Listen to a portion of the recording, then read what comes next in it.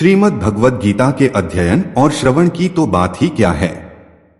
श्रीमद् भगवद गीता को रखने मात्र का भी बड़ा महात्म्य है। एक सिपाही था। वह रात के समय कहीं से अपने घर आ रहा था। रास्ते में उसने चंद्रमा के प्रकाश में एक वृक्ष के नीचे एक सुंदर स्त्री देखी।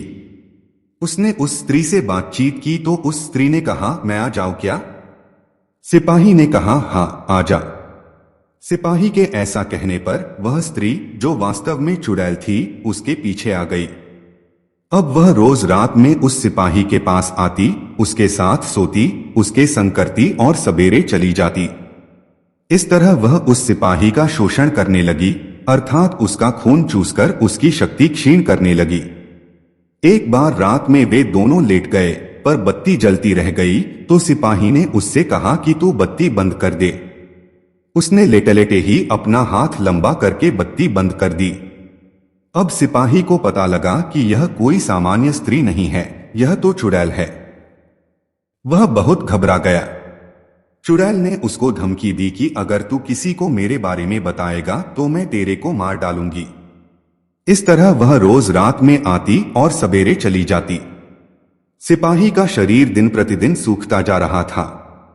लोग उससे पूछते कि भैया, तुम इतने क्यों सूखते जा रहे हो? क्या बात है, बताओ तो सही। परंतु चुड़ैल के डर के मारे वह किसी को कुछ बताता नहीं था। एक दिन वह दुकान से दवाई लाने गया। दुकानदार ने दवाई की पुड़िया बांधकर दे दी। सिपाही उस पुड़िया को जेब में डालकर घर चला आया।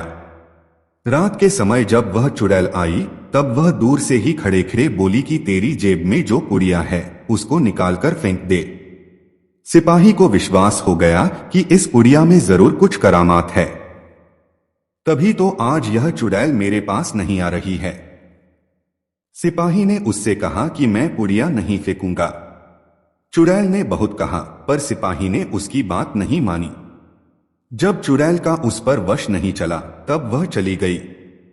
सिपाही ने जेब में से पुड़िया को निकालकर देखा तो वह श्रीमद् भगवद गीता का फटा हुआ पन्ना था। इस तरह गीता का प्रभाव देखकर वह सिपाही हर समय अपनी जेब में गीता रखने लगा। वह चुड़ैल फिर कभी उसके पास नहीं आई।